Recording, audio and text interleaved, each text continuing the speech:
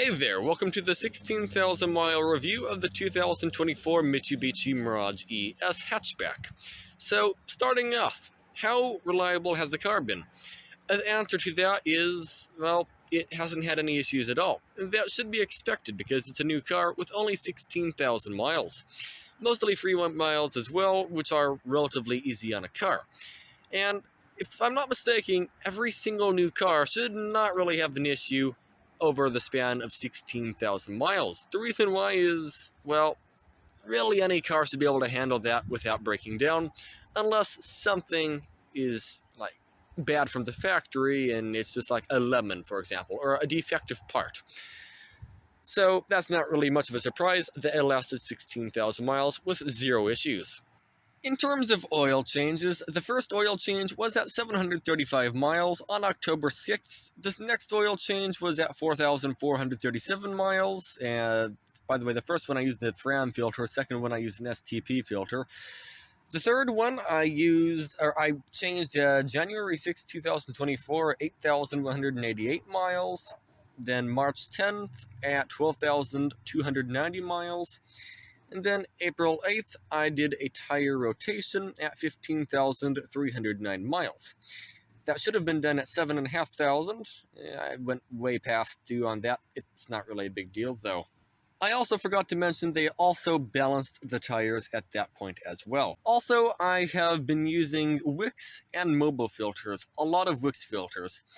And when you start the engine, it makes a little bit of a rattle and shows a low oil pressure light. That's completely normal. But I've noticed when I use the Mobil filter, it has some sort of oil backflow prevention system inside the filter. So it gets rid of the clattery engine like for a second or two when you start the car. It's not a big deal, but over time it might wear the engine down slightly. So it might be a good idea just getting the Mobil filter. Moving on to the next page, I have done the next oil change at 16,054 miles. That was early, but I did the transmission service that day as well. I just had a free day. I used a Wicks filter and I noticed that the rattling came back. It's the Mobil filter that is helping a lot with that. And on the same day, I did the first transmission service. You really don't need to change the transmission fluid all that much on these cars. Every 30,000 miles should be good. A little bit before is better, but you really don't want to go past 30,000 miles. But because I do a lot of mountain driving, I get the transmission a bit warmer, so I changed it at 16,000 miles. There was some metal in the oil.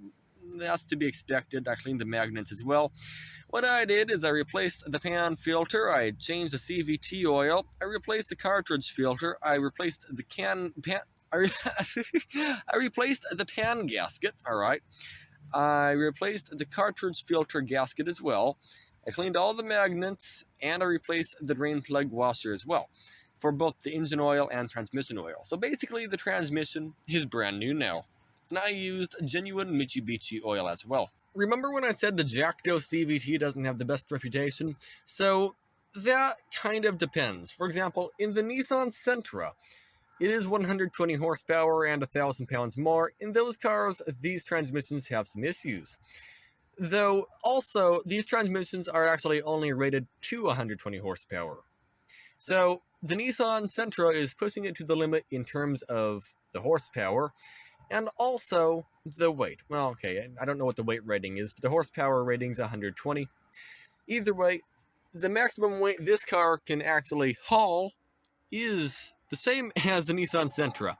So this only has 78 horsepower versus 120, so we're only about half what the transmission is actually capable of. I know the maintenance I do on the car is a little bit over the top. Actually, it is way over the top. You really probably can get away with a lot more loose like maintenance, like 5,000 mile oil changes will be probably just fine. But since I'm keeping this car a long time, I am making sure to change the oil every 3,750 miles, as the manual says, for the more intensive, maintenance schedule. There's two schedules. Schedule number 1 is city driving or above 90 degrees Fahrenheit. Change the oil every 3,750 miles. And then there's freeway driving under 90 degrees, and it says change the oil every roughly 7,000 miles. I'm doing the more intensive schedule, just again, to make sure the car lasts a very long time. By the way, sorry for the very shaky camera, I don't know how to fix that. My phone is just really bad at shakiness. Plus, my hand is shaky as well for some reason.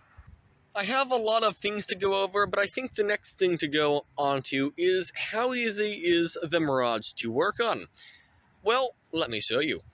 Everything under the engine bay is extremely accessible. The battery's right there, really easy to get to. The engine's right here. If you want to replace the spark plugs, all you need to do is just unbolt that bolt right there, unbolt a bolt right there, and then there's a bolt somewhere else around here. Oh, and unbolt that bolt right there. And you can take the whole top off, take off the hoses. And the 3 spark plugs and coils are just right down here. It's about a 10-minute job to replace the spark plugs if you want to. And everything else, you could get to really easily, like, oh, here's the engine oil, here's the transmission dipstick, here's the washer fluid, which I probably should fill back up again. It's been a while, like 10,000 miles. Here's the coolant overflow, it's right here. Replacing the light bulb, it's just right here. It's extremely easy to get to everything as well. Overall, oh, and also, cleaning the engine air intake filter, it's right here. It's just no big deal. It's a really simple car to work on. I don't have the car on jacks right now, but you can see under it, and under it there is a little bit of plastic, especially up front. But overall, you don't have to take plastic off to change the oil or the transmission fluid. You might have to take a clip off to change the transmission fluid to make it a little easier, but you can get away with not even taking the plastic off the bottom. Changing the engine oil is a little bit hard. Not really, though. Do you see that down there? That's the oil filter. So you have to put it in by feel. You can't really see what you're doing when you put it in. It's not really a big deal. After the first time, it becomes a lot easier. The first time took me maybe 10 minutes to put the oil filter in. After that, I've been able to put it in first try, usually, in about a minute. The same goes for the transmission cartridge filter, which I don't think you can see from the top. Yeah, it was a little bit hard to put in for some people, but once you kind of see what you're doing, it's not a big deal. Every video I've watched on YouTube on replacing the cartridge filter in the transmission say you need to take the front tire off and take the plastic trim off. That's not true. All you need to do is jack the car up, alright? It should be jacked up if you're working on the transmission. Either when it's jacked up, you can just easily reach up and take the cartridge filter out. It is a really easy job. Like 5 minutes maybe, no big deal. Replacing the cabin air filter is also extremely easy. It's just right up there. And also replacing the cabin air fan is also extremely easy. It's just a few bolts holding it in. It's a lot easier than a lot of modern cars. Oh, also, one thing you probably won't ever need to replace, but if you do, the fuel pump is right under the back seat. So you do not need to drop the gas tank to replace the fuel pump. It literally is maybe a 20-minute job. Yeah, it's not a big deal. Far better than some older cars. By the way, to take the back seat out, you just have to lift the bottom up, and all you have to do really is just give it a firm tug, and it will pop up. There's little tiny, there's like little clips up there that go into here. No big deal. It's really easy to take the seat out.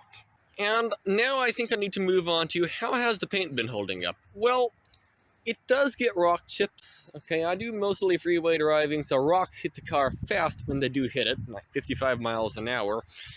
But there aren't that many rock chips. Like if I come down here, there's this. I don't know what that's from. It doesn't look like it's from a rock, but I didn't hit anything, so I think it's from a rock. I don't know. It's just, there's a big scratch there. And there's a few other rock chips. It's kind of hard to find them, but they are there. So I don't know how that compares to other cars, but the paint seems perfectly fine. The other day, I was parked in a 99 cents only store parking lot, 99 cent store. Either way, I was parked in the parking lot, and somebody ran into the car and then drove off. Couldn't find them on camera. Oh well, no big deal. Then a couple days later, the next day, I was carrying a trash can, and it had a wheel on it, and the wheel broke off, and then the trash can smashed against the car, and now I got a nice scratch there and there. So, pretty much same body panel. Okay, well, that's the bumper, that's the fender. Same part of the car, 2 different dents. I'm surprised it actually put a scratch in the car just from the trash can being plastic and all, but yeah, it is what it is. Probably will buff out. I'll get to it someday, probably. Maybe not. Another bit of wear and tear is this right here. I dropped a flashlight on the door frame, and it caused that big dent. The flashlight in question is this behemoth. It is a humongous, chunky metal flashlight. It fell and on my toe at one point, and it made my toe bruised. This flashlight is too durable. It's more durable than the car. And besides those very small, like, wear and tear things that have happened, on the doors, you can see maybe there's some scratches on the plastic. Just wear and tear. Keep in mind, it's hard plastic. It will scratch easy.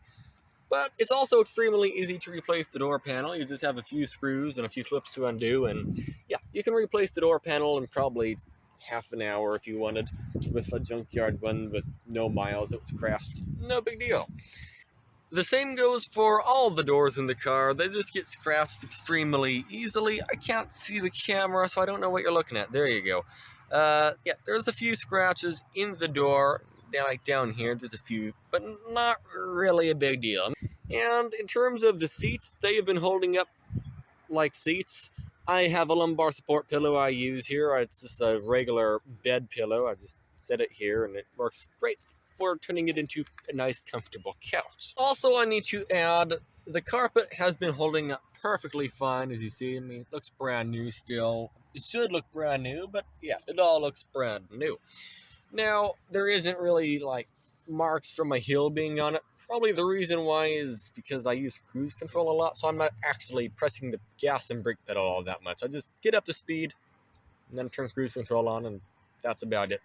Another thing I forgot to mention. So, on this version of the Mirage, the base model, the headlights are halogen.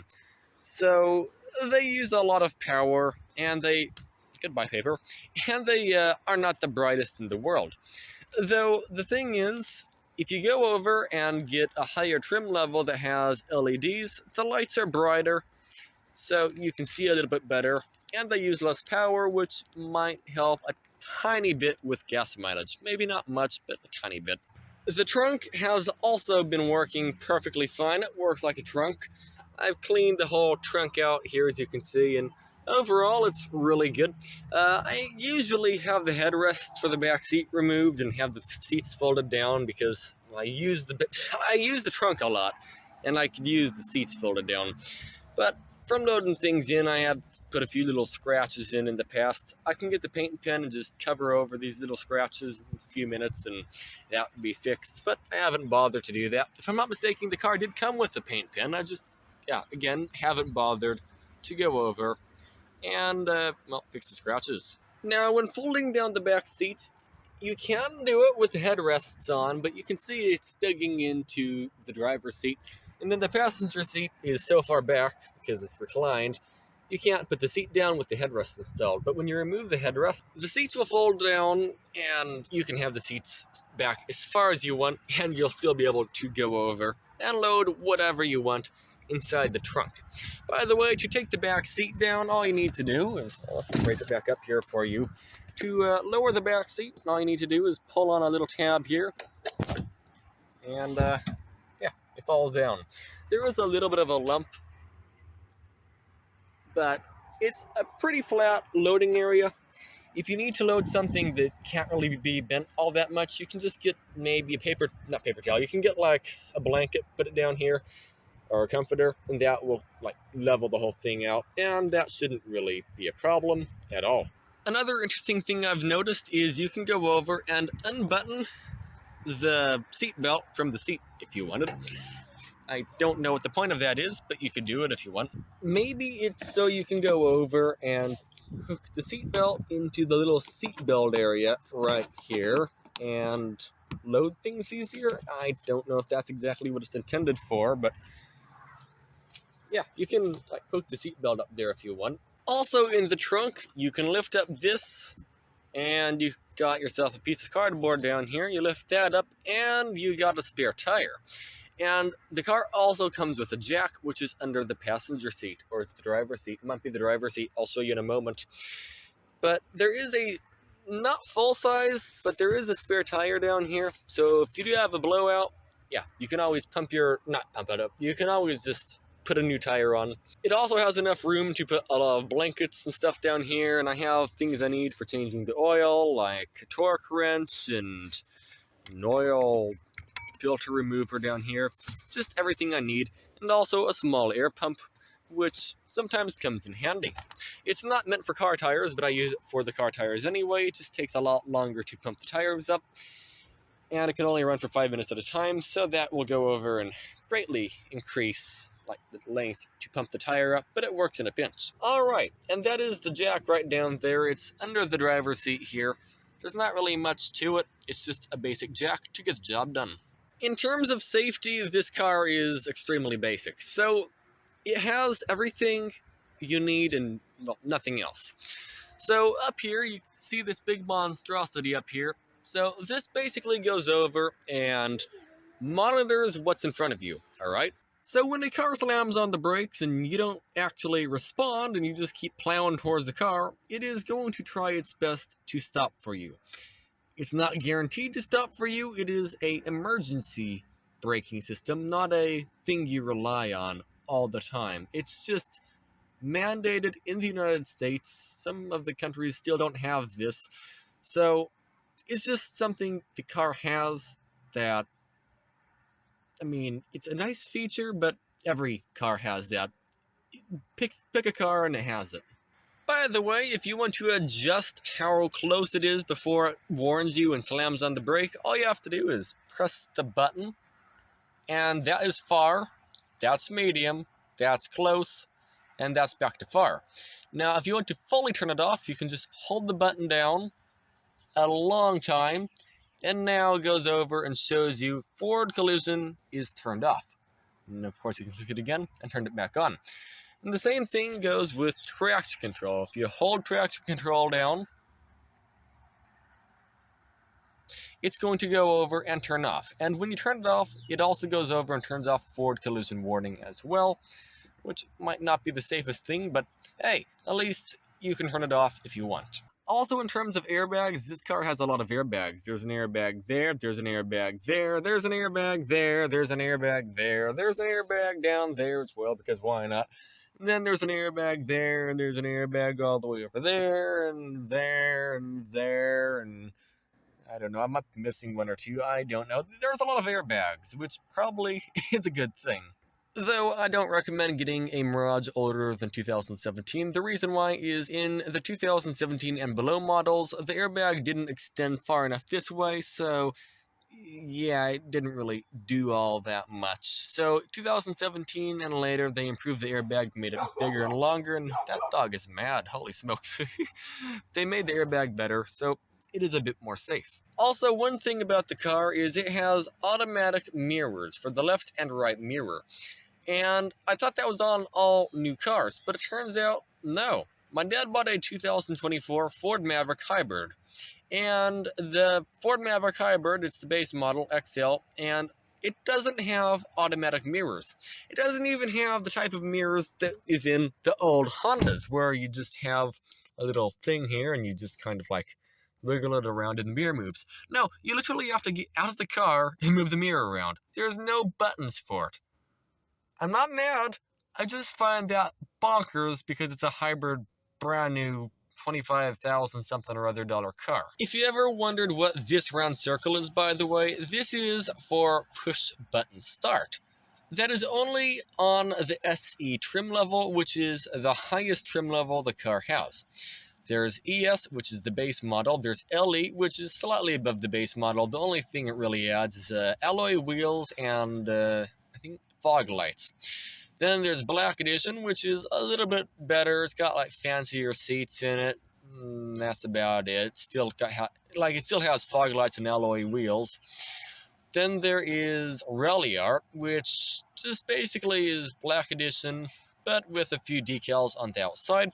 And then there is SE, which has like leather seats. Ours are cloth, but higher end SE model has leather seats, or fake leather most likely.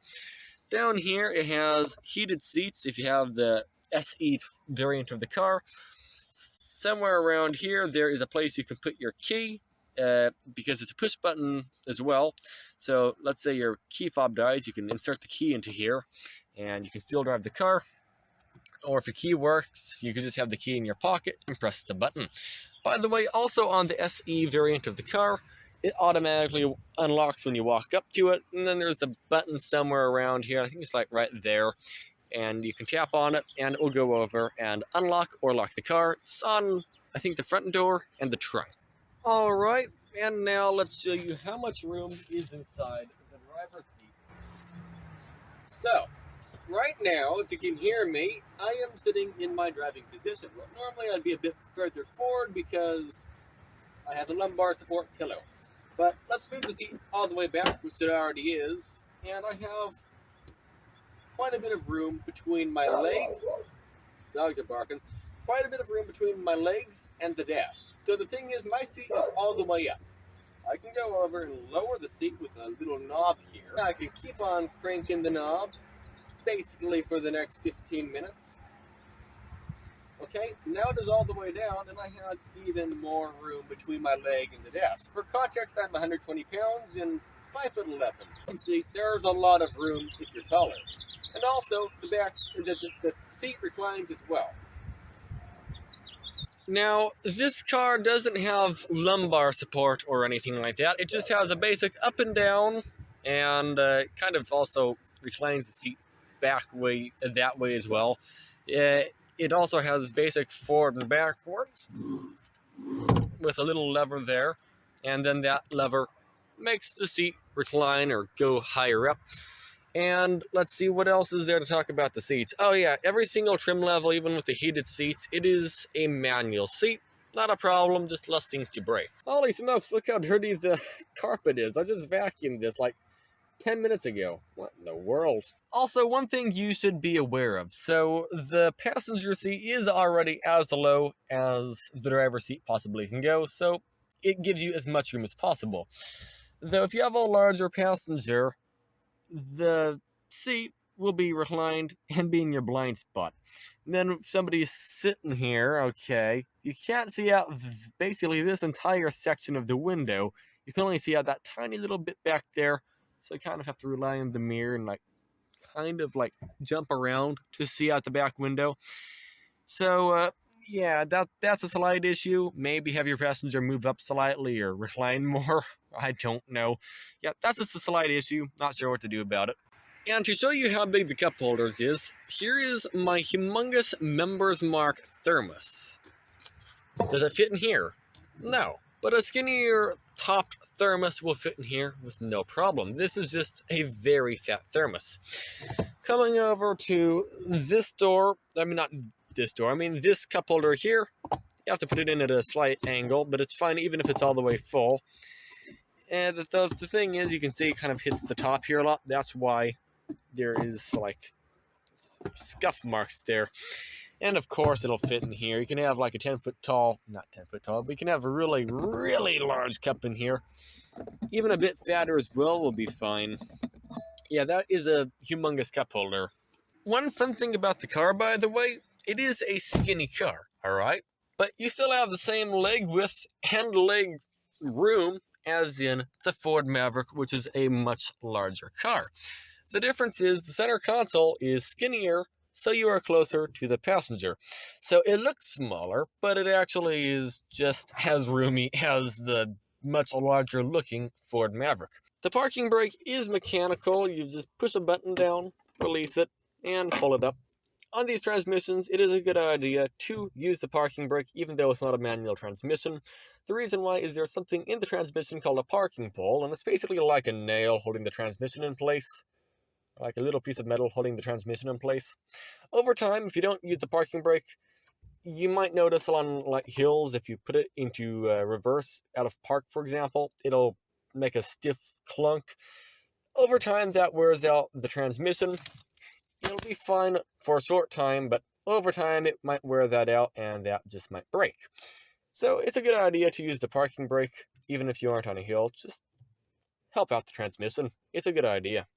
Also, I need to add is this has 4 windows. They're all push-button windows. People say, oh, the Mirage has manual windows. No, it doesn't. It has automatic window for the front driver. Okay, if you push it just slightly, it goes over and rolls down and lets go when you let go.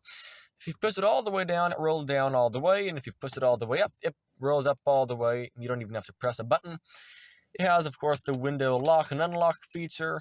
I think almost every car has that, if not every car. Of course, you can lock and unlock the windows, no, you can lock and unlock all the doors. I forgot about that. One thing to note, it doesn't have like a red for lock and a green for unlock. It's just solid black. Doesn't really matter, to be fair.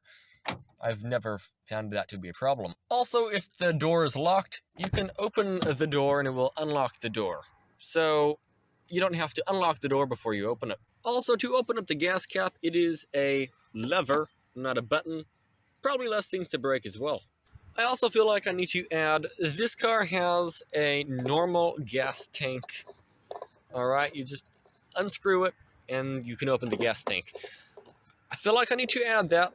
The reason why is some newer cars, Ford Maverick for example, they have a capless fueling system, which isn't all that reliable. I've heard when it breaks there's a problem, kind of. So yeah, this is kind of more foolproof in a way, but it's also adding a step which you have to unscrew. So yeah, that's just something to note. It's a little bit more old school.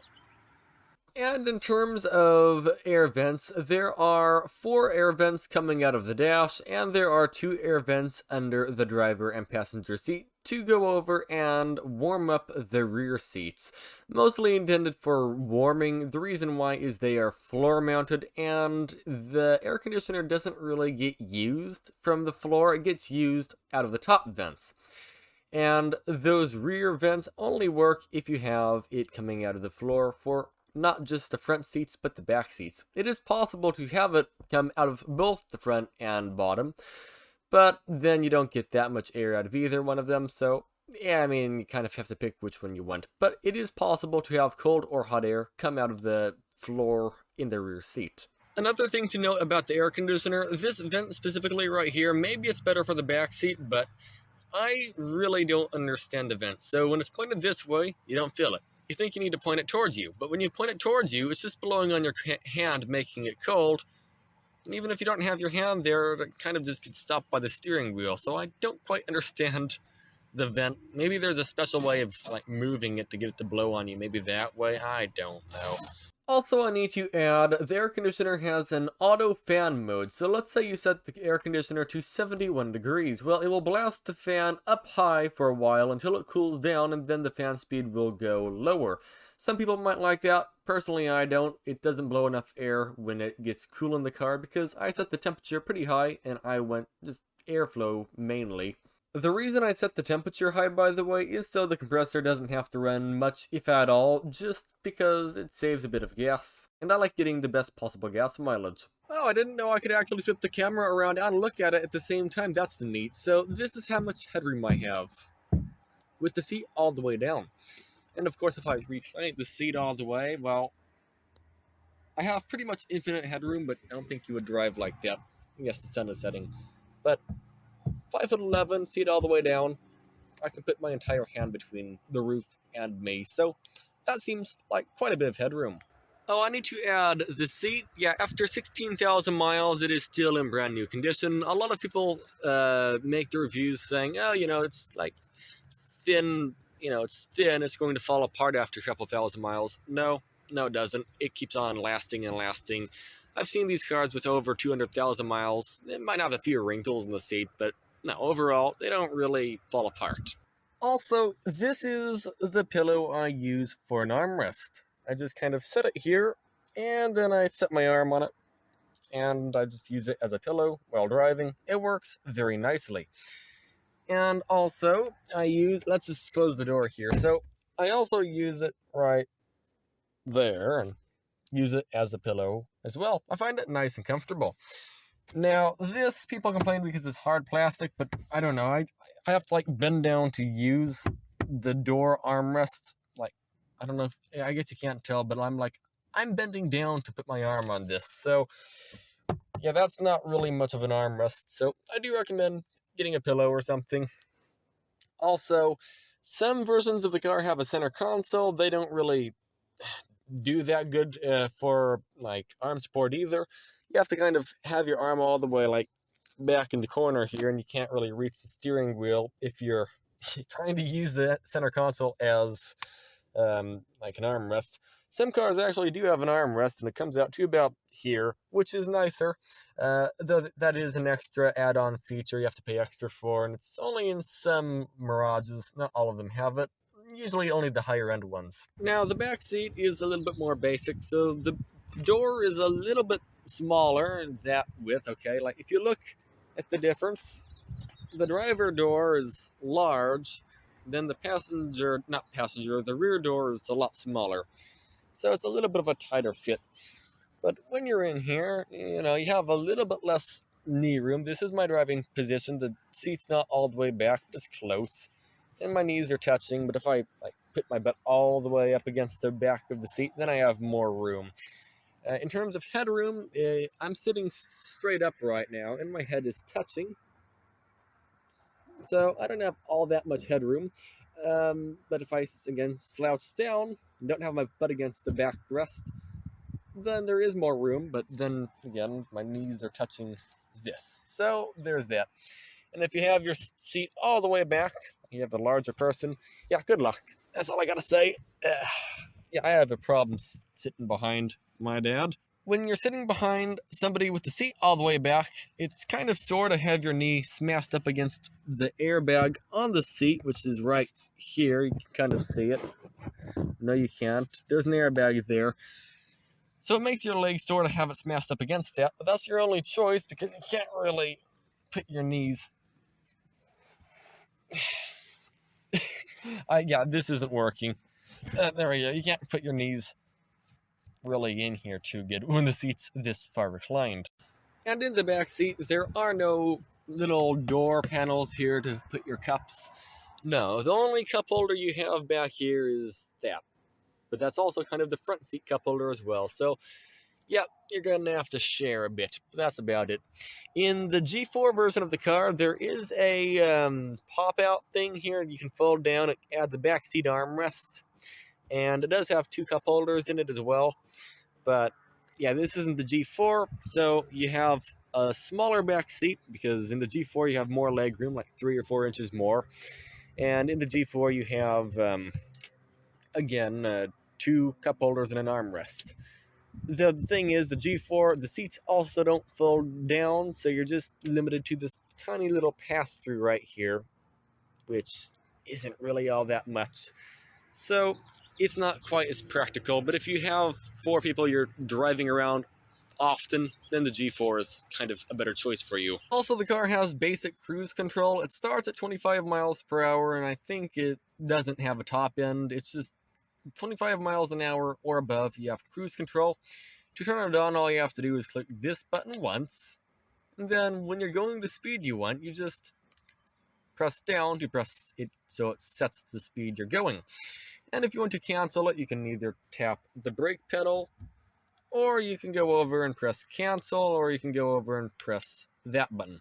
So this turns the whole system off. If you still want the cruise control system to be working, you can just press cancel. And then when you're back to the speed you want, you just press set again. By the way, also, if you, let's say, are going 70 and you need to slow down for something, you can press the brake and slow down. And then when you get back out of the slowdown again, you can just press resume and it'll take you back to 70 miles an hour. Just be aware it will use a lot of fuel in the process because it will rev the car up to 4,500 RPM to get you back up to the speed you were at before. So I don't really do that. I just set it and let it cruise, and when I have to turn it off, I just accelerate manually back up to the speed I want and then turn it back on. Also, I recommend using cruise control to get the best gas mileage. The reason why is cruise control bogs the engine down. So let's say you're going up a mountain at 2,000 RPM, which is 60 miles an hour. Well, if you keep your foot at 2,000 RPM, it's going to start losing speed. Even if you give it 2,500 RPM, it might start losing speed. Though if you use cruise control at 60 miles an hour, which is 2,000 RPM, it will instead bog the engine down a bit, and it won't have to rev up, and you'll just maintain the speed up the hill, and it won't rev up as much, and you'll get better gas mileage. I also need to add, if the speed of the car goes 10 miles per hour under what cruise control is set to, cruise control will disengage. That very rarely happens. The only situation I've ever had that happen was when I was going up an extremely steep mountain. The engine was at 4,500 RPM, which is as high as cruise control will get the engine to go. And even at that, I was losing speed. To be fair, I was almost at max capacity with the air conditioner on, and it was like a 9 or 10% grade, which is way more than any interstate. This was a highway I was on. So, not a real common thing that happens. It's just, it might disengage very rarely. To the left, you have these buttons here. I've literally never used them. I know this button and this button adjusts the audio. And then this button and this button go over and I guess switch you between Android Auto and the FM radio, I think? I don't know, I've never used it. And then in Android Auto, you have this button here. You can press it and say, route to Leadville, Colorado, or something. Route to Mammoth, California. And it will tell you the route there. I don't know, call Mike, and it will call Mike. You know, you can ask it for basic instructions, or you could say, weather in Tuktoyaktuk, Northwest Territories, Canada, and it will tell you the forecast. Then you have answer the phone and hang up, basic stuff. And apparently it has a mode button too. I didn't even know that until now. I've never really looked closely at it. Also, the horn sounds like this. Yeah, it's a very high-pitched horn.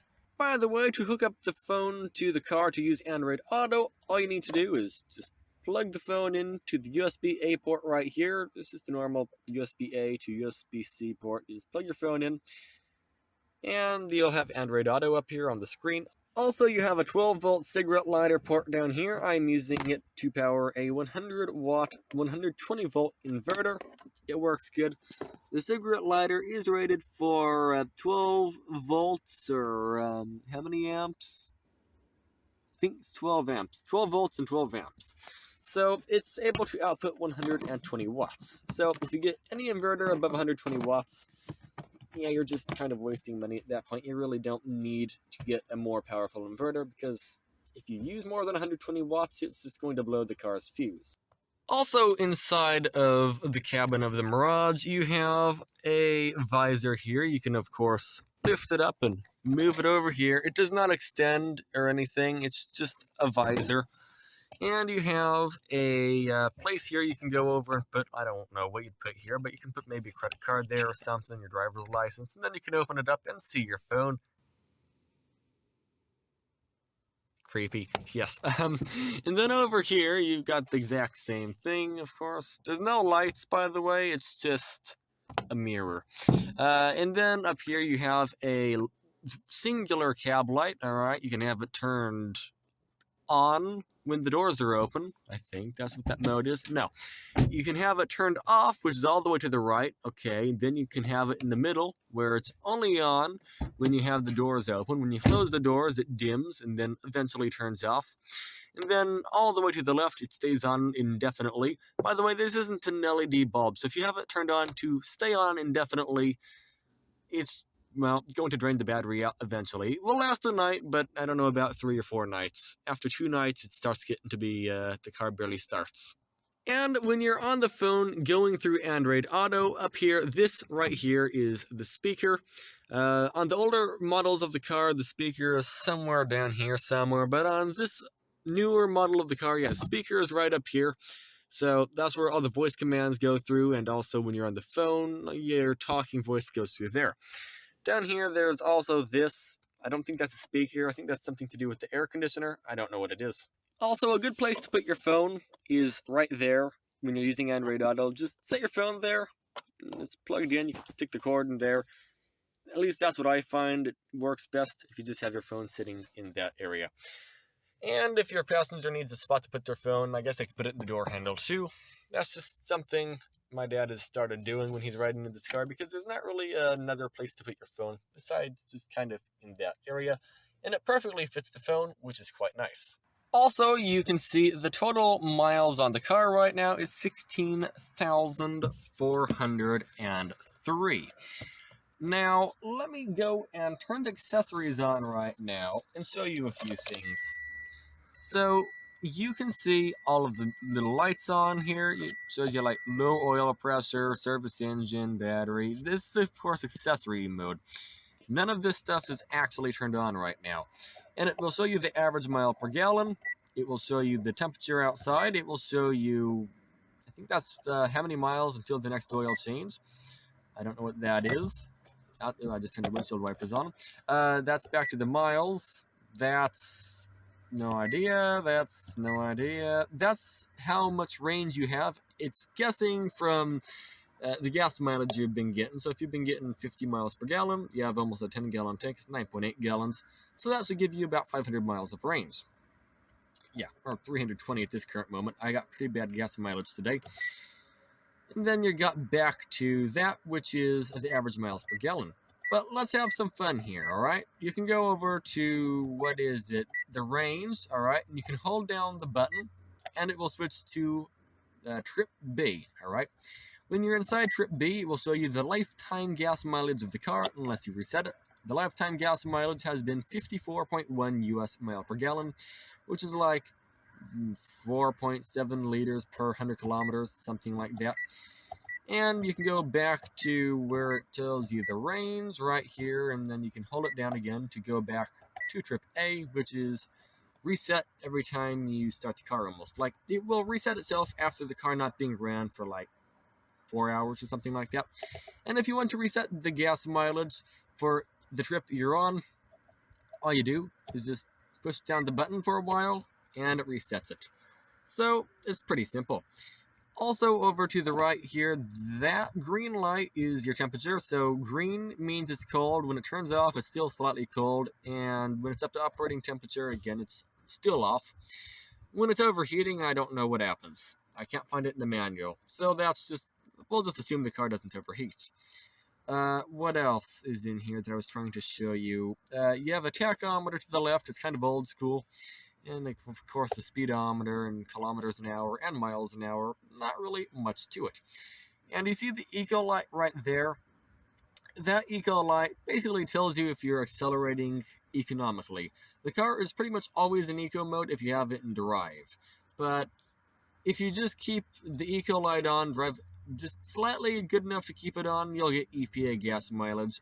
Unless you actually try to get good gas mileage, then you can get about as good as a 2008 Prius. By the way, the gear selector, you have park, reverse, neutral, drive, drive sport, and low. So in reverse, it only uses the torque converter on the transmission, which is the same as low gear. So it's basically like first gear. Your top speed in low gear is 60 miles per hour. I'm assuming that's the same with reverse, but I don't know. I've not tried it. Neutral is neutral. Not really much to it. Then drive is drive. And then drive sport basically keeps the RPM up. So let's say you're going 60 miles per hour down the freeway, for example. The RPM will be about 4,000. But if you have it in drive, it will be at 2,000. The main thing I find drive sport, meaning sport mode, useful for is actually downhill driving, like driving down a mountain. You can use it for engine braking. It will keep the RPM at like 2,500 and it will keep you under control, going maybe 25-30 miles an hour. And then if you're going down an extraordinarily steep hill, I turn it on to low gear and, well, it will try even harder to keep the car in control. Though sometimes even the low gear isn't enough and I still have to ride the brakes. Also, the higher end model of the car, the Gage cluster, is a little bit more fancy looking, and the steering wheel is slightly leather wrapped in the more fancy version. I have a steering wheel cover on here, but you can see the steering wheel is just kind of plain plastic. It's fine unless you're driving through the mountains, then it might go over and rub your hands out after a very long drive, but other than that, it's perfectly fine. But I got a somewhat cheap steering wheel cover and put that on, and that has solved the issue completely, so I have no complaints there. By the way, to give you an idea of how skinny the car is, without even trying, I can touch the other side of the car. But it's funny, alright? You have a lot of room, but you're just really close to your passenger, so you both can't buckle your seat in at the same time. One has to do it, and then you can do it. And you're just you can just touch the other side of the car. You have to bend over slightly. Now, in terms of looks, the Mirage is very unique. What I mean by that is it is a very small looking car. Although it's somewhat big on the inside, the outside it actually looks pretty small. It's pretty funny when you park it next to some larger cars, like two big SUVs on each side of the car. But another thing is, it is a very unique styled car. What I mean by that is, it looks like it's a car from 2005 or 1995, somewhere around there. It looks old, but at the same time, it is new. It has safety features, it's more comfortable, more quiet than a lot of older cars. Well, it reminds me of a Geo Metro, for example, or just some older low-end car, or like a Toyota Echo, except it's a lot nicer, Ford collision mitigation, backup camera, airbags, traction control, ABS. It has all these things, but it still screams, hey, I'm from the 1990s. I don't think that's a bad thing. I think that's actually a really neat styling feature because, well, not really any other car goes for an older car style. They're all trying to be ultra modern. This is more of a, what is it called? A more comfortable car for people used to older cars. Does that make any sense? I'm trying my best to explain this, but in my head what I'm saying doesn't make any sense, so that's good. Basically what I'm saying is I like how the car is a nice, basic looking car that doesn't scream ultra modern. It just is a basic car with everything you need. You don't have to go over and change gears through a knob or through a screen. You don't have to change climate control through a screen. You have, basic car features that you need, and it also has some modern car features which are required, but also quite handy. But it has nothing you don't really need. Everything in the car has a purpose, and you'll probably end up using it at some time or another. Unlike, oh, if you clap 19.5 times in a specific order, your trunk's going to open. Okay, that's a bit of a stretch, but basically the car has everything you need and nothing else. It's a rather comfortable, cheap, easy to drive, small, will fit in a lot of spaces car that is really reliable and really easy to work on, and it's a car. That's about all I could say about it. It's not trying to be a Rolls Royce. By the way, I got the windows tinted. That window and all the side windows are tinted with 70% ceramic, so it basically doesn't look tinted, but it is. Now you might notice the window is absolutely filthy. That's not because of the tint. I washed the car and didn't dry it off, and yeah, it did that, so I have to deal with that later. Hooray! Yay. But yeah, besides the point though, the ceramic tint is helping a lot when it comes to keeping you cool in the sun. And I have had to move the dash camera due to the window tint. I used to have it mounted up there, but because of the tint, I had to move it down here, so it doesn't pull the tint off. And it kind of works better here as well, because it's easier to turn it on, so it's a win-win. By the way, that's the hazard button right there. You click it, hazards go, and then you turn it off, and the hazards turn off. Now you can also hook up the center screen to Bluetooth as well, which we'll go over and I guess let the car audio go through Bluetooth. I don't know exactly how it works. You can be on the phone, not plug your phone in, and you'll still have the ability to call just through Bluetooth. And you can go over and change quite a few different settings as well. If you press setup, alright, it will take you to, let's say you can turn it on to Bluetooth, turn that on or off, your choice. You can turn the beep sounds on and off. You have the radio balance, the fader, the bass, the mid, the treble. You can adjust the call volumes and ringtones and alerts. You can adjust all of that stuff in here if you want. Then you can turn the beep on or off. You can turn it off. And now when you click, you can turn it off, and now when you click on things, it still, it doesn't beep. Now, that won't get rid of the whole radio beeping. How do I turn the radio on again? Or how do I turn the climate control on? The climate control will just continue to beep, even if you have the beep turned off. But you can turn the beep off for the radio. I like it turned on. You have a whole bunch of languages in here as well you can choose from. I speak English, so I'm leaving it with English. You have display here. That goes over and you can turn it from auto to night to day. I leave it on auto, so auto goes over and it's full brightness when the headlights are off, and it's dark when the headlights are turned on. The headlights are not automatic, by the way, they are manual. So it's either on or off, there's no auto mode for them. Also, the SE trim level of the car also has automatic high beams. I'm pretty sure that also means it has automatic headlights, but I'm not sure. And you can adjust the graphics as well, like the black level if you want. I guess that just kind of adjusts how dark it looks. And then you can adjust the contrast of it.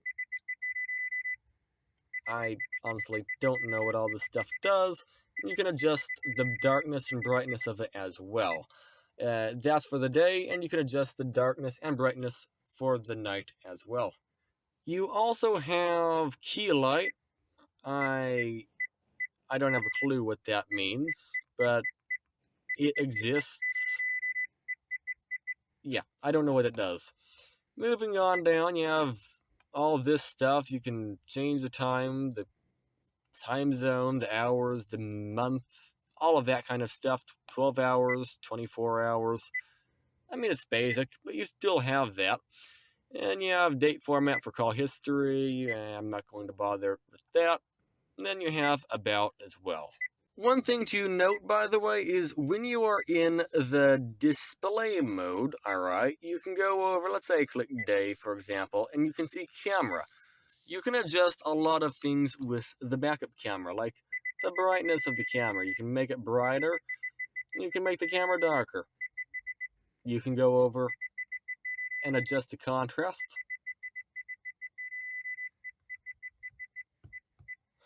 And the black level, the color, and the tint. So you can go over and I guess make it black and white. Is that what that means? I don't know. But there is that option if you want. You can adjust the color. And the tint. What does that do? I have no idea. But it is all options you can play with. And also you have this button right here. If you hold it down for a long time, the radio will fully turn off. And then you can go over and click the button again, and the radio will turn back on, which is a somewhat interesting thing. And you can adjust the volume as well of the radio, which I can't really show you. The radio is not turned on.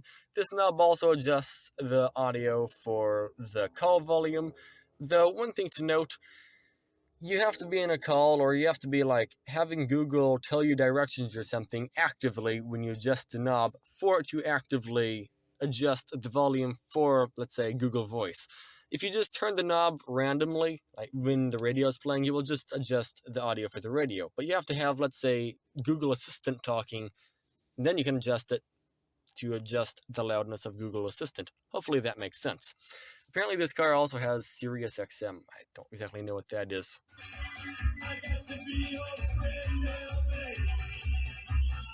And as you can see, the radio sounds quite nice. I don't know if the camera picks it up, but the radio, it works good. Is it a high-end radio? No. There is radio upgrades you can do to this car. You can get a Roxford Fosgate, whatever that is. It's some sort of amplifier. I don't know. It goes down there somewhere. But I'm perfectly happy with the radio, and I'm somebody who uses the radio a lot, alright? I'm coming from a car like that, a Cadillac DeVille. I like this car a lot better. Is the radio as good as the Cadillac? I don't know. It still sounds good to me. But it has a lot of things you can adjust in it. Sounds clear. There's not really all that much to it. Also, I don't have that good AM and FM radio reception where I live, so if I want a more clear song experience, I use Android Auto and Spotify. And I just listen to songs off Spotify, and it comes out a lot clearer. Also, here is what the Mitsubishi Mirage key looks like. So, the top button is to lock the car, bottom button's unlock, and then all the way to the bottom you have the alarm button. and it just goes into that hole there. To turn it on, you have accessories, on and start. When you start the car, you have to hold it all the way over to the start area. Just hold the key down until the car starts, and then you can let go. That's accessories. That's on. Turn it one more time, and you can start the car. Now, you do not need to worry about letting go of the key right as the engine starts, because this goes over and disables the starter right as the engine starts. So you can keep holding it down without causing damage, which is quite nice. Also, this car is somewhat foolproof, alright? Let's say you're trying to make it bounce off the rev limiter, like that. Yeah, you cannot do that in this car. I haven't tried it, but I've seen videos about it. And it will go up to 6,000, and then it will realize you're like messing around with it, and it will slowly go down to like 3,000 or 4,000, just sit there even though you're going full throttle. It's basically trying to just like save itself, alright? It's not good for an engine to be bouncing off the rev limiter, even if it is called the Italian tune-up. It's a few days later, and in the time of editing the video, I noticed I didn't mention this. This is a little area where you can go over and hang, let's say, your shirt or something from it. Not sure if that ever gets used, but it does exist. Also, do you remember when I said my flashlight is really heavy and it dented the door frame? Well, last night I was just curious when I was out here, and I managed to drop the flashlight on the front of the car. Now there's a humongous chip in the front of it. And then I took the flashlight in the house, and I managed to drop it in the house, and now there's a hole in the wood floor. Hooray! I really don't like that flashlight now. Hey there! Welcome to a 16,000 mile driving review of the 2024 Mitsubishi Mirage. So, normally, you know I drive really slow. So today, I'm going to be doing something a little bit different, alright? I'm going to go the speed limit on the freeway, alright? So you can see how the car handles driving 70, yeah, it's so weird saying 70 miles per hour, but to show you how the car handles driving 70 miles per hour down the interstate, that's the speed limit. Now, I'm going to be taking it up and down some hills. Wait for us to hit that bump. I have nothing in the car right now. It's an empty load. So, yeah, nothing in the trunk. Just basically me and my phone and some coffee. I'm taking it through slow through the city, of course, because city driving is not very economical, and, well, I'll just try to get the best gas mileage possible in the city. But once we get over to the freeway, then we'll start ripping it. Okay, maybe not ripping it. I'm going to drive it economically but fast. That's my goal. Slow acceleration, but top speed I'll get probably 70 with cruise. We'll see what happens. I have never cruised at 70 miles an hour before, by the way, so this will also be a first for me. 70 miles per hour isn't actually all that fast. Not at all. But yeah, for me it is. I go 55 normally. Let me adjust the seat real quick. Alright, let's go. Is that semi-truck stopping? Right. Okay, the semi-truck is stopping. I just want to double check. Semi-trucks don't stop fast, and I saw a semi-truck flying, and I don't know. I just want to make sure it's actually stopping, you know? I'd like to not get ran into by a semi-truck going 40 miles an hour, or 50, or, yeah, some weirdly fast speed. Either way, soon I need to hopulate into the right lane, and hopulate on the freeway. Is hopulate a word? Well, hopulate is now an official word according to nobody. Okay, according to me, hopulate's a word now.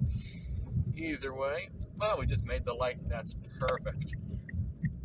Change one lane to the right. Sorry, I just whacked the camera. Okay. And, now let's merge on the freeway. And again, top speed we're getting to is 70 miles per hour. So, I'll give it the normal RPM I do to merge, 2,500. You can go higher if you want. I find 2,500 is good enough. I'll need to give it more. I don't know what RPM you even need to go 70, to be honest. So, this is an experimentation. We aren't up to 60 yet. We're already on the freeway. Still not at 60. Again, I'm accelerating gently, not aggressively. Alright, we're up to 60. This is so fast. Okay, no, it's not really that fast, but I mean, to me it is. But I'll be doing a lot of 65, 70 mile an hour driving coming up soon because I'm going to Florida on, well, in a car. Not this car though, sadly. So, at 70 miles, 65 miles an hour, I'm getting blowing around a little bit. I'm not used to going this fast, so it is what it is.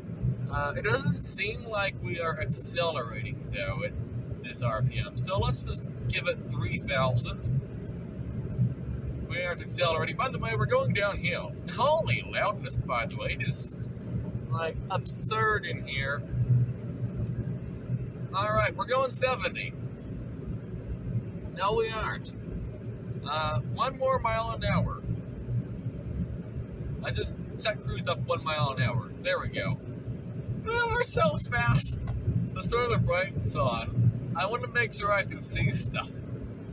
Like, this feels wrong. This feels wrong, but the car's handling it fabulously. Oh, no, don't turn the blinkers on or anything.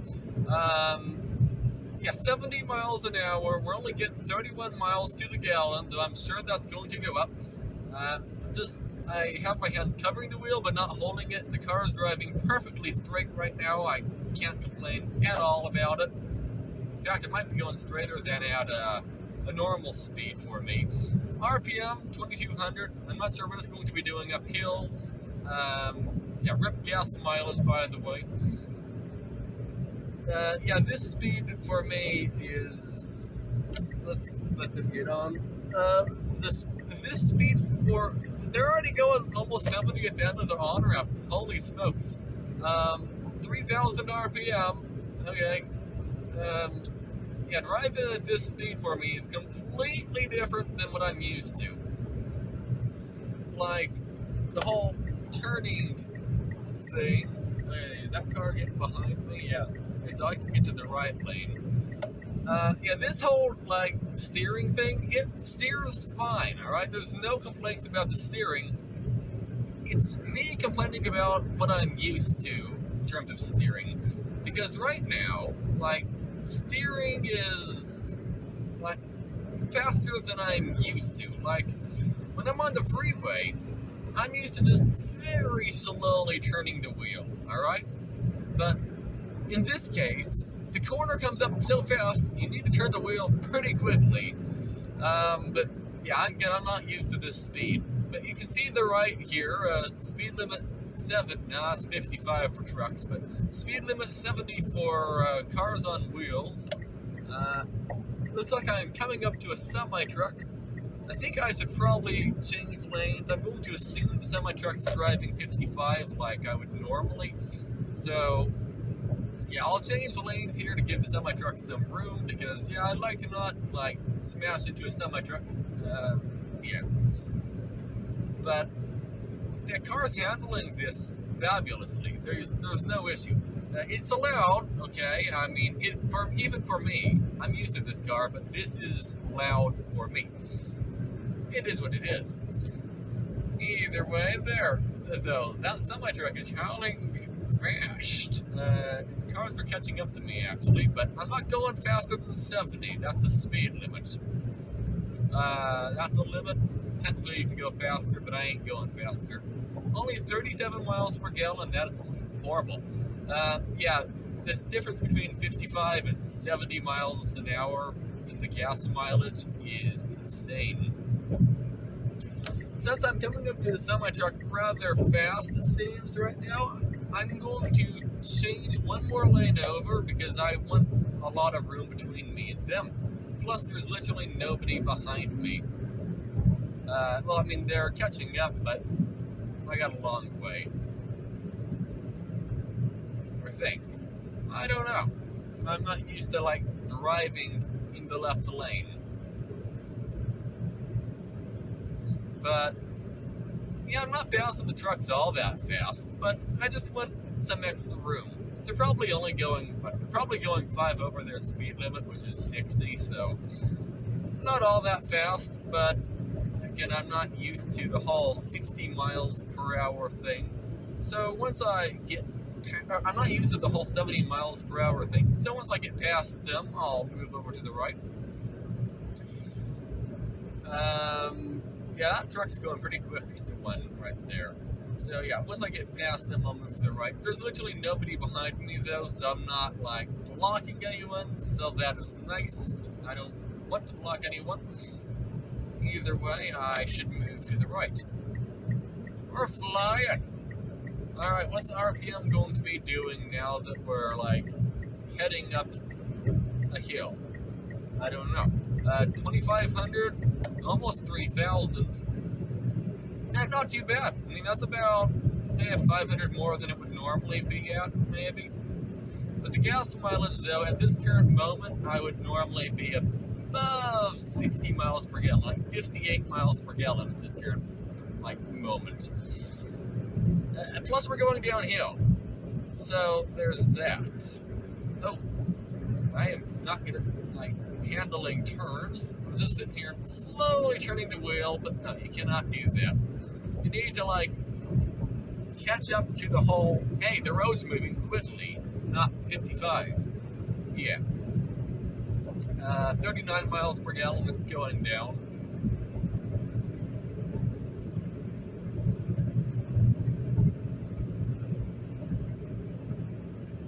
Yeah, this feels significantly more sketchy than 55. Though, to be fair, 55 also feels sketchy at times. It just depends on, like, change lanes. Yeah, I can. It just depends on, like, traffic flow. Like, in this situation, for me, 55 would be best. Also, what's the RPM going to? 3,000, okay. Hello, RPM, you're flying. Yeah.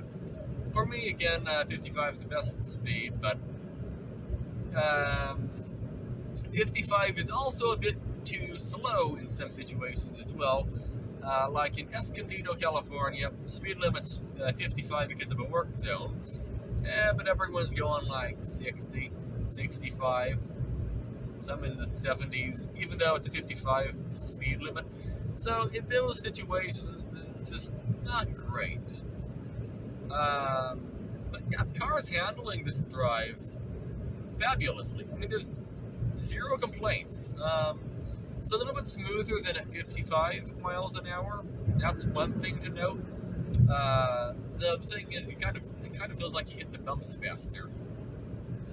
You also feel like more wind as well. Like, I know I'm going 70 miles an hour. All right. But like in our Ford Maverick, I've been a passenger going 70 in it, and it is not anything like this. I mean, it's the same speed, but like going 70 in the Maverick is significantly quieter. And here it sounds like there's a Category 19 hurricane outside. For anyone who doesn't know much about the whole weather thing, Category 19 is not a thing. It only goes up to Category 5, but yeah, it sounds like there's a hurricane outside. Well, at least what I would assume would be a hurricane. I'm not going to go all that many miles at 70 miles per hour, by the way. Maybe only like 20. Not that far. Maybe 10 miles. Because I don't want to hurt my gas mileage average. It will be interesting to see what it feels like going 55 again once I get to my destination. My destination, by the way, is up on top of a big hill. Alright, I'm going to need to pass a truck coming up here. Let's change lanes like so. Yeah. Alright, that sounds good. I'm going to 3,000 RPM. I'm going to change lanes once again because I want more room between me and the truck since I'm flying. I'm going the limit. Yeah. Okay. Yeah, I mean, for most people, 70 miles an hour is speed limit. That's, like, barely anything, alright? But, like, people often go, 5 over, 6 over, 7 over. But, yeah, not me. That's not what I do. I don't rock at this speed. I rock it, like, 10 under, 15 under. This feels just flat out sketchy.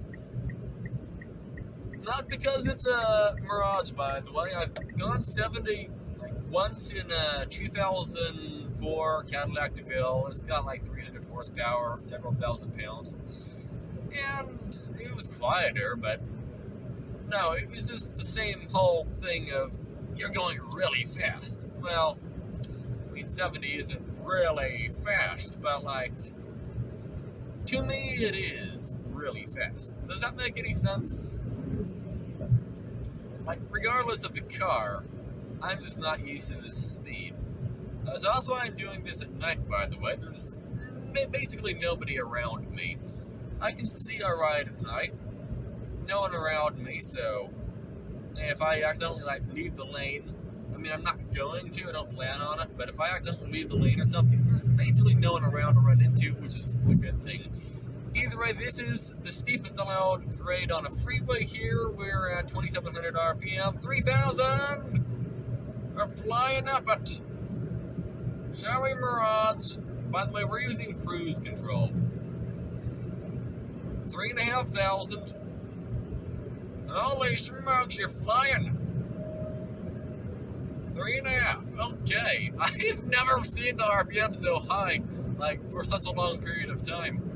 Holy smokes! I mean, it's fine, okay? The engine's capable of this.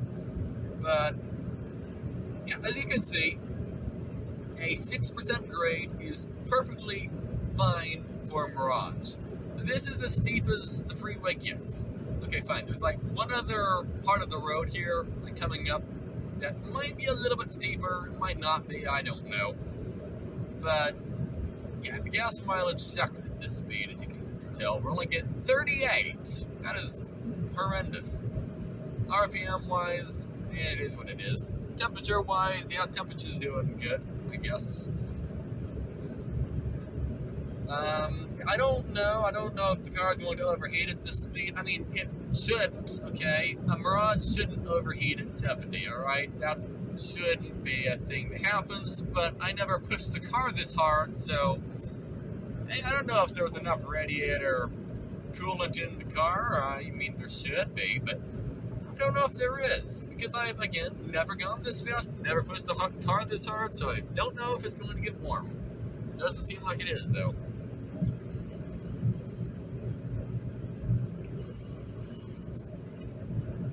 I guess I have taken it up a mountain once, a couple times, like 3,000 plus feet above sea level. Are you changing into my lane? No, yes, no, maybe, I don't know. RPM 2,500, that's perfectly acceptable. I'm going to assume he's in the right lane. Is that a good assumption? I don't know. I'm catching up rapidly. I'm not used to catching up to people this fast. I think he's in my lane though, so I might need to go one to the left. Normally I'd go one to the right, but I don't think it's fine to overtake to the right. It might be, I don't know. I don't normally drive like this, like you know, but yeah, I'll just wait. He might go back to the right, maybe not. I might just overtake him to the left. We'll see. I tend to just stay in the far right lane. I'm catching up pretty rapidly. I'm able to change lanes right now, so I will. Changing lanes, move out of the way. I'm just kidding. I'm not going to like ram myself into someone to change lanes. No, I actually checked my blind spot and everything. Either way, we got up to super steep hill here. Let's see what happens. Sorry, Mirage. We're pushing you to the limit today. Pedal to the metal. 70% of the car's capability right now. It's not even revving up that much. That is impressive.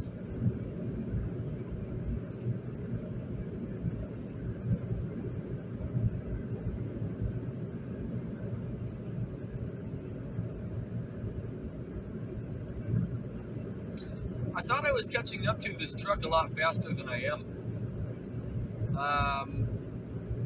I guess I should move back to the right? No, I am catching up, I think. Is it raining? I think it's raining. It's raining. Holy smokes. Yeah, this semi-truck here is not going 55. Oh, we're going to go to 3,000 RPM, I think, up this hill again, aren't we? Maybe not. I don't know. It's not raining enough to, like, worry about slowing down. Yep, 3,000. 2,000. 2,500, I don't know. Cars are catching up to me, though. I want to just complete this overtake eventually.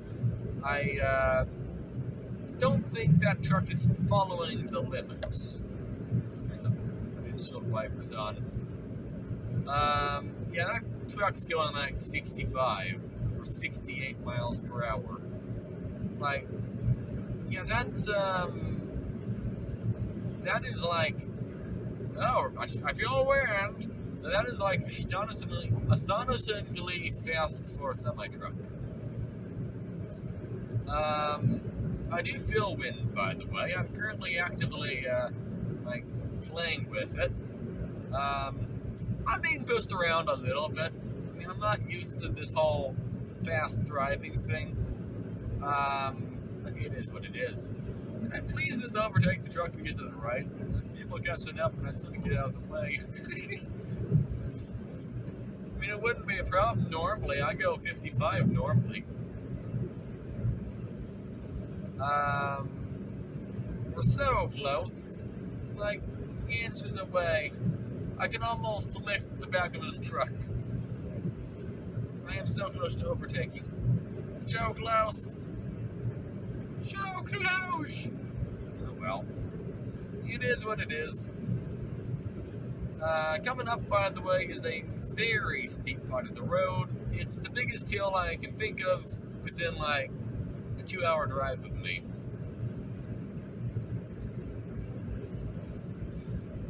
At some point. I think I'm going down a hill though right now. So that's why the trucks ain't going all that fast. They aren't going all that slow. They're going really fast. He's going 70. I'd overtake to the right, but I don't think I'm allowed to overtake to the right, to be honest. So, yeah, we'll just overtake to the left. Even if we're being a left lane hog or whatever they call it. I don't know. Oh, actually, no, the speed limit for that truck isn't 55, it's 70. He's only 2 axles, if I'm not mistaken. That means you can go 70. So, yeah, he's not breaking the limit. He's going under the limit right now. Alright, I'd go around, but there's a truck we're rapidly catching up to right this exact second, who's also in the far right lane. So, once we pass this truck, I can move back to the right where I normally like to live, in the right lane. Temperature! Well, there's no red lights on the dash or anything, so I'm going to assume that's fine. Do you see the hill, or the lights like way up high? Yeah, that's where we're going very shortly.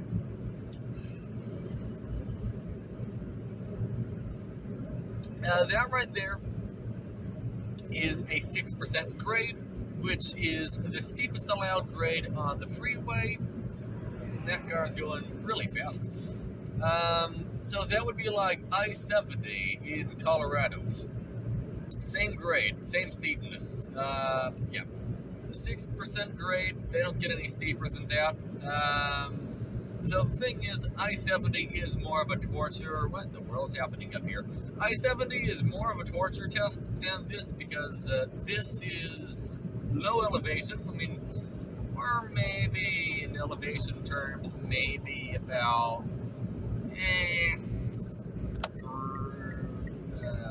1,000 feet, maybe above sea level, maybe. Oh wait, I guess I'm not getting over. Yeah, good idea. Semi truck. That's probably a good idea to move over. Because who knows what's happening? I have absolutely no idea. Doesn't matter though, the speed limit is 70, so I can go 70. Shoulder work ahead. Nice. We're flying down the road.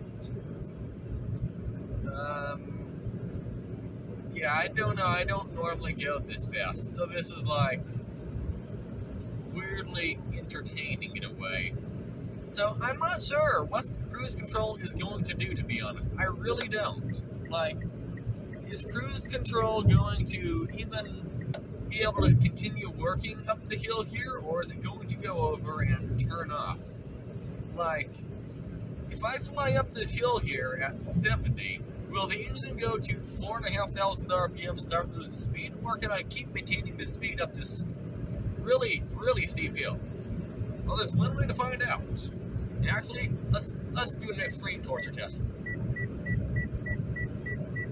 61-degree air conditioner. Yeah, there we go. We're really pushing it to the limit. Yeah, we got the air conditioner blasted. We're climbing up the hill. 3,500. Doing good. Being blown around, but we're doing good. If you want to pass someone, can you? This is about full throttle. You kind of can. But cruise control is doing a good job keeping the engine RPM right where it needs to be, which is about there, I guess, apparently. According to cruise control, that's just like where it needs to be. It's like pouring right now. The car sounds like a lawnmower this angry. That's fine. 3,500. I mean, it's handling it. Let's see. Old road is next to right. Yeah, I need to change lanes. 3,500 RPM up the hill. We have air conditioner on. I'd say it's doing a good job. We're using cruise control. This isn't good for the engine, by the way. I mean, I guess it's fine. Almost hit 4,000 for a moment, so that's almost full throttle. Because we have the air conditioner on as well. Let's turn it back off, though. I don't want the air conditioner on. And if you have more people in the car, you might actually max the engine out, alright? You might have to not go 70 up this hill if you have 4 people in the car plus cargo. Okay? You can put up to 750 pounds in this car. So, I can see that being a problem. Either way, MPG, 40.9. So, that is like, okay, exit is 10 miles per hour. Okay. I could see the whole, like, thing becoming a, or what is it called? I can see the speed becoming a problem at some point in time. Like, if you have too much weight in the car, which is very possible. Either way, I hate this gas mileage. That's all I'm going to do with that speed. I don't want to wreck my entire tank, alright? Okay. So, what's happening? Can I turn left? I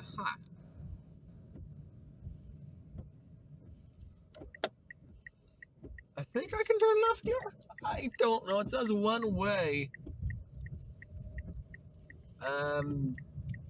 Please tell me this is the right way down the road. Yeah, that is. That's definitely a valid direction to drive. Okay.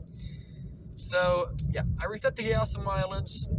We were at like 40. But now let's do some proper hyper-miling, what I'm actually used to, okay? Let's do some actual economical driving. And not this horrible, 15 north to the right. Yeah, I'm going north. Not far north, but we're going north. It says 20 miles per hour for the corner. I'm going 25. Doesn't really matter too much. And I do need to gain speed though, so let's give it 2.5 grand again to get up to speed. 2,500 RPM. Let's turn the blinker on. It's going to take a great distance to gain the speed, to get back up to speed.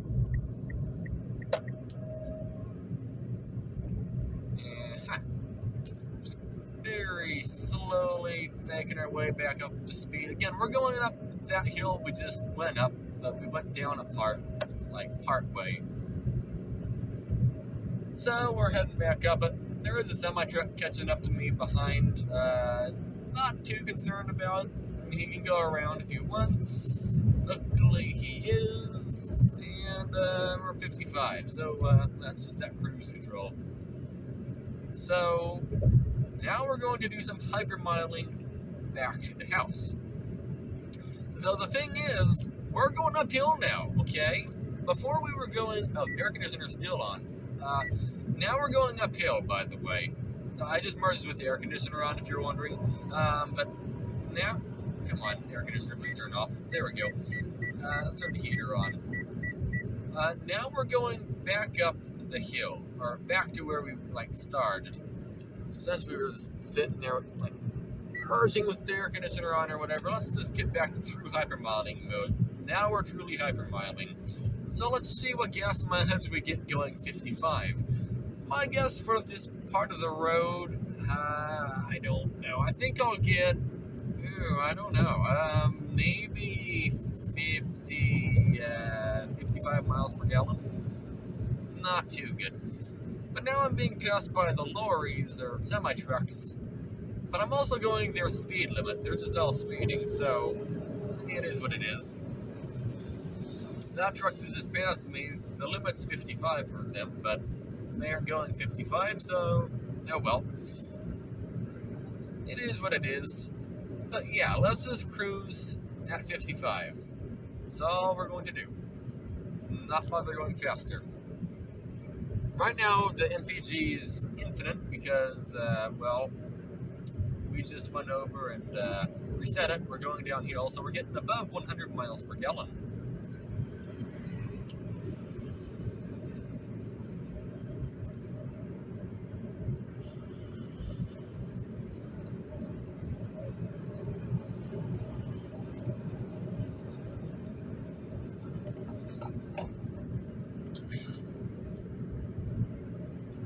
But yeah, I could see very few situations where the engine might not be able to keep up on the freeway.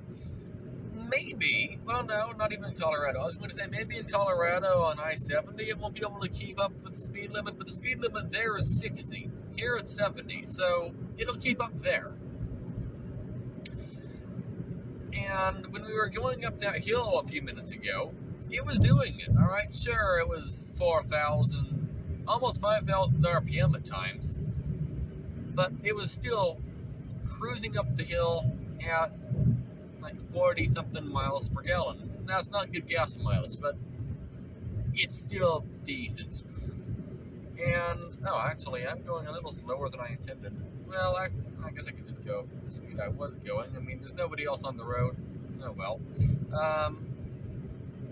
Either way, the gas mileage will go above, below 100 now. But I guess I could see if you have the air conditioner on, 4 Americans in the car, so that's like 1,000 pounds of people in the car. Yeah, that might be a problem at some point. Well, not a problem, but you probably won't be able to go 70 up the hill. But most people aren't hauling around 1,000 pounds in their car.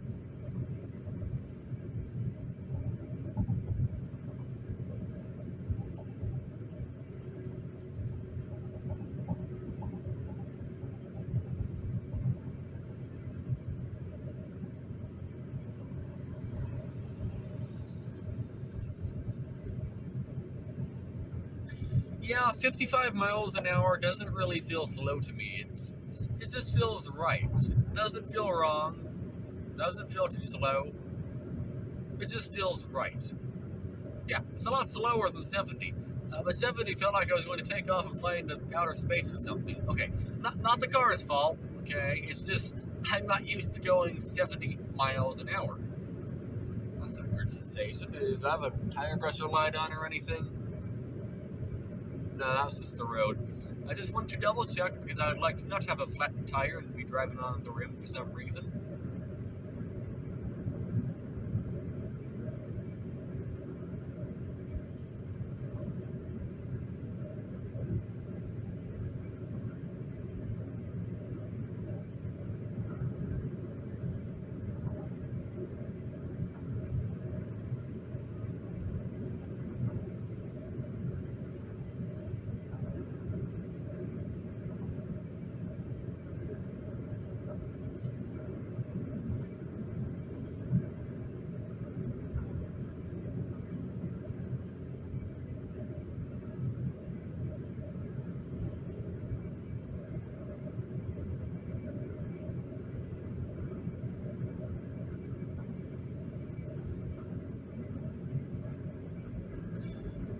Now, cruising up this hill at 55 miles per hour, you'll notice the RPM kind of just hovers around 2,500 roughly. I mean, it's much happier at this speed. Like, this car, it will go faster, but 55 just kind of seems like it's happy speed, you know? Gas mileage is still above 100. It's just 3 dashes. That will change eventually, probably. Windows actually fogging up. Once I get to the top of the hill and start heading back down, then I will go over and turn on the defroster. There you go, 2,500 RPM. Oh, actually, it's fogging up rapidly. Let's just set this to flow on the window. Oh, that immediately fixed it. Never mind, I don't need to turn the defroster on. I just need airflow on the window.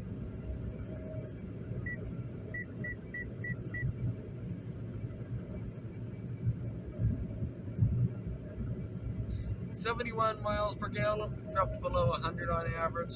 Oh well.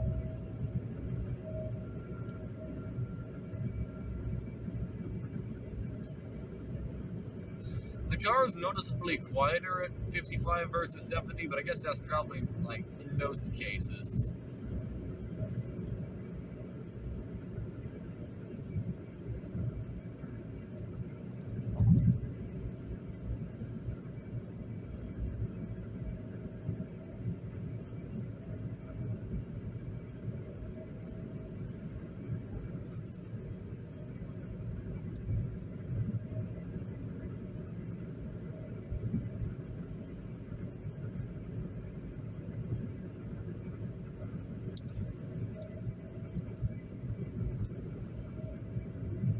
I think I'm catching up to a semi truck. I gotta turn the defroster on. This isn't keeping up. There we go. Yep, there we go. The defroster, it's working to its max. Probably as soon as let's turn it off just for fun. Let's see if the RPM goes down. Ha! It actually did. We dropped to like 400 RPM by turning the defroster off. That's glorious.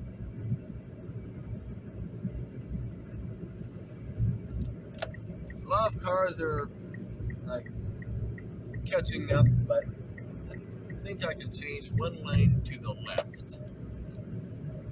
I want to pass the truck.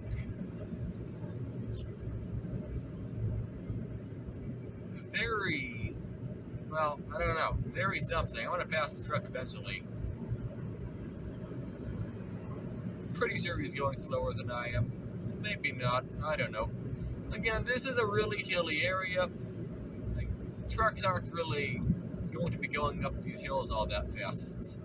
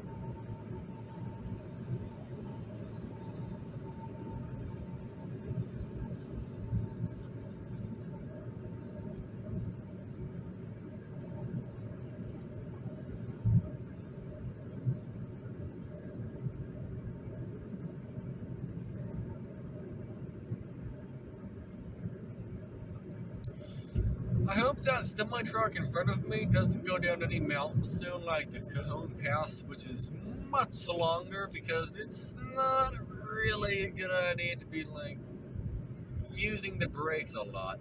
Sometimes using it, okay, that's fine, but it seems like he's using it quite a bit, unless it's like a hybrid system or something that's doing that. I'm not sure, but overall, that will get the brakes very warm if you like ride the brakes like that going down a mountain.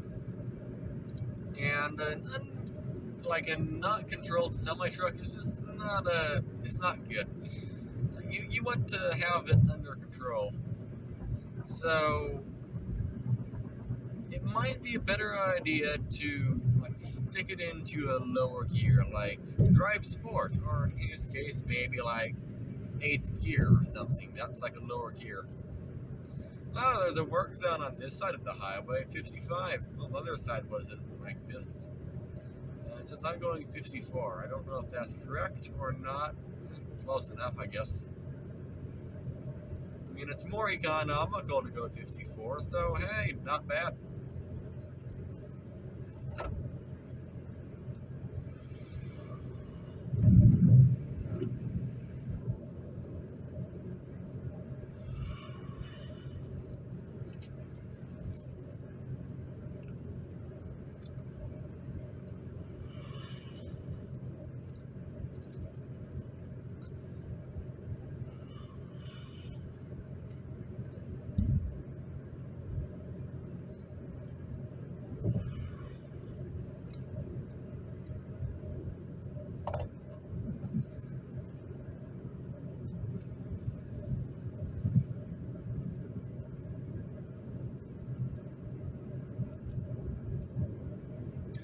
The gas mileage I'm getting right now is pretty low. I'm used to seeing much higher. And I know the gas mileage I'm getting right now actually will go down by the time I get back to the house. I'm used to seeing gas mileage in the 60s. But to be fair, okay, I just went up and down a bunch of mountains, and I am going uphill. Like the entire way from where I reset the gas mileage to the house is actually uphill. It's like 500 feet in elevation gain. So, I mean, even though it's not great gas mileage, I mean, it's far from it. Okay, 53.9. That's amazing, okay? It's way above EPA. But, like, what I'm used to, though, this is pretty low. But at the same time, I'm going up a hill, so it's to be expected. Now, if I did a round trip on this and didn't reset it and then go up a hill, it would actually be slightly better.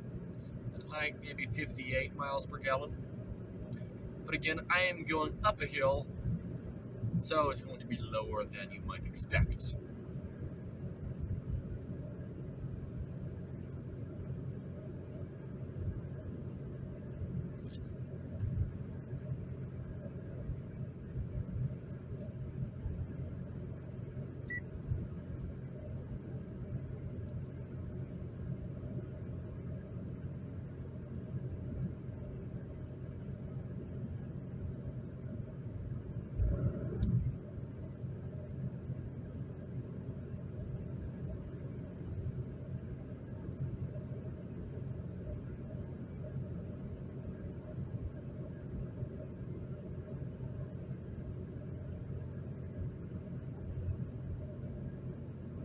Thunk.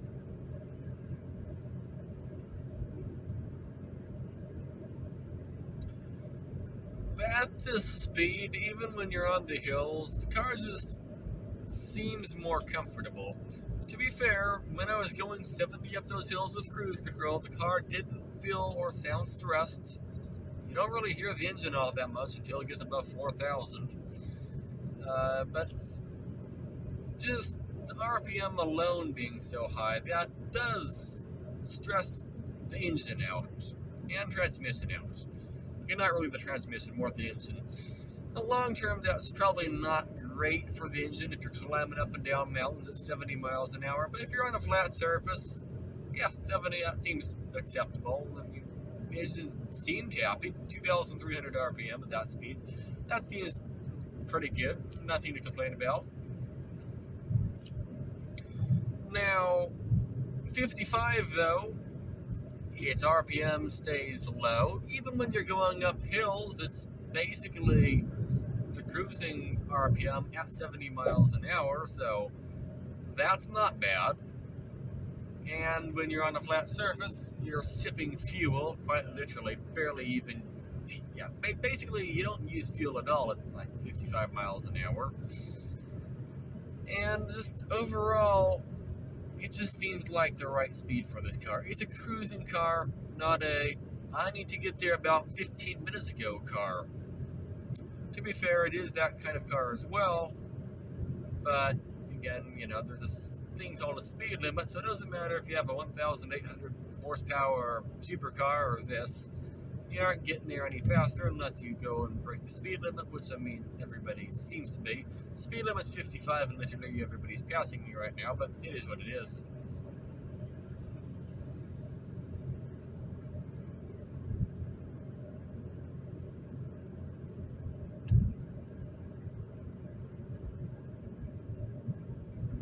Traffic ahead. Watch for stopped. Traffic ahead. Okay. I'll watch for stopped traffic ahead. Yeah, but that's kind of normal here, though. You probably should expect stopped traffic ahead, but that's alright.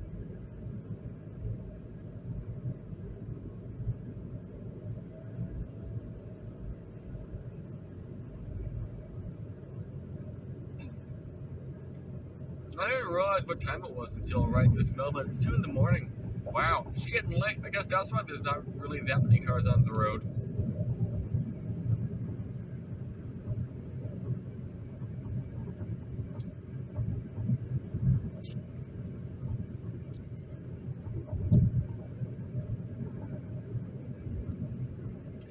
I should take the 215 ramp someday. They installed it and I've never been on it. Not today, though. Turn signal on. I don't know why they have the lanes merge like so quickly right there. Did you notice? Like, all of a sudden, like, oh, there's one arrow. Oh, and there goes a lane. It doesn't give you enough time to like move over. I'm sure in like the day, I know for a fact in the day, yeah, it's fast, but it's fine. At night, I didn't expect the lane to end that fast. I mean, it's no problem. I mean, nobody was there, but like, there's busy times of the night as well. There's not just like empty right now. Like if I leave at like 7 at night or whatever, or if I'm out during the winter, it gets dark early. What is it, 5 o'clock it gets dark or something at that like time of year?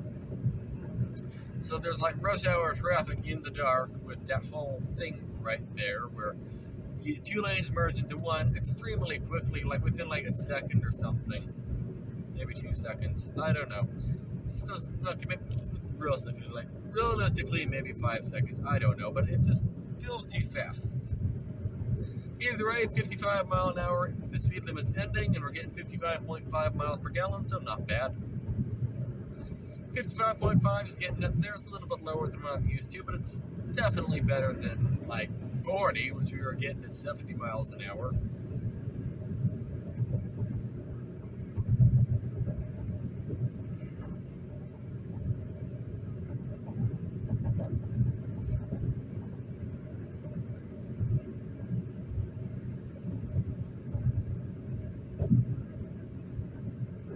So it seems like for every mile per hour you gain, you lose 1 mile per gallon. Like going 55 miles per hour, I get 55 miles per gallon. Okay, more than that. Going 55 miles an hour, I get like 60 miles per gallon, but I'm going uphill. Either way, so let's just say 55, let's just say 60. So you gain 15 miles an hour, and you lose 20 miles per gallon. That doesn't seem like a very good like trade-off for efficiency, but maybe 60 is like the sweet spot if you want somewhat fast and somewhat efficient. Maybe not, I don't know. 55 for me all day seems like the right thing.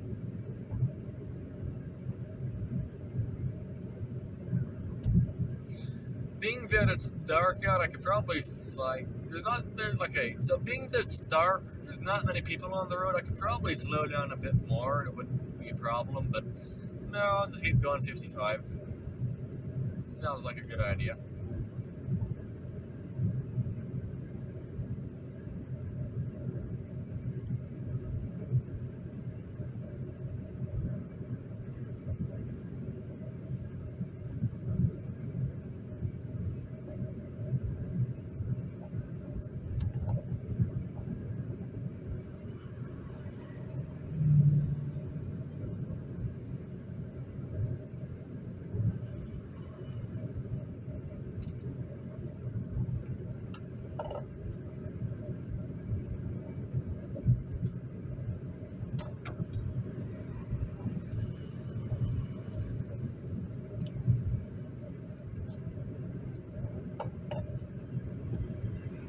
Oh, by the way, you might be thinking, oh, if I have like 4 people in the car and cargo, if I can't go 70 miles an hour up a hill, that's like a problem. That's a real big problem. But it really isn't. Keep in mind, the speed limit has the word limit in it. The limit means you can't go faster than it. For context, the truck speed limit here is 55. No one's going to bat an eye if you go 55.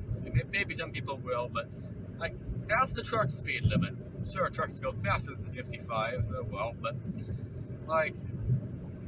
going 55, if you can't go 70 up a hill, that's not a problem. Nothing's going to happen. Some highways actually have a posted minimum speed limit. Not really in California, but I've seen in New Mexico and Texas, they'll say, oh, the minimum speed on this road is 55. Oh, 45 on this road is the minimum. Yeah, that's the minimum. So you don't have to go 75 or 80, which is the speed limit. I hear a lot of people say, oh, this is a 70 mile an hour road. No, that's just the limit. You don't need to go the limit at all times. You don't even need to go the limit ever. People say, oh, you'll get a ticket because you're going under the speed limit and you're obstructing traffic. That's the case if you're in the far left lane, but if you're in the far right lane, which is the slow lane, you're fine going 40, well, maybe not 40, but you're fine going 55. It's not a problem. Now, if you're, let's say, on a 2-lane road where people can't pass in the mountains, yeah, going 55, let's say going 35 and a 55, that will be a problem in the mountains. So the thing is, there's also something called turnouts. So if you have 5 or more cars behind you and you aren't turning out to let them go by, then technically you can get a ticket for impeding traffic. But the thing is, that's really not much of a problem because you can just take a turnout. Really, that's all you need to do is just let a few cars by and you're good to go. So I've taken max capacity in this car up to Big Bear, California on California 38. It goes to an elevation of 8,500 feet above sea level, and the car handled it just fine. Top speed is about 55. I did a 0 to 55. No, I did a 0 to 55 mile an hour test. And it came out to 33 seconds. Sure, that is an extremely long 0 to 55. They did it. It wasn't a problem. It happily chugs along at 35 miles an hour. Well, maybe not happily. I mean, you have a lot of weight in the car, but okay, for me, happy is barely touching the throttle. You have to dig into the throttle a bit when you have that much weight in the car, but it still happily made it up the hill. Either way, we're near the end of our drive. We're at 55.6 miles per gallon. That's we're going up a hill, so I guess I can't complain too much. So, thank you for watching this extremely long review of the 2023 Ford. Now let's restart what I just said. So, yeah, thank you for watching this video. I know it's a 2-hour long review, but I want to get everything possible in detail about this car in this video, okay? It's a 16,000 mile review.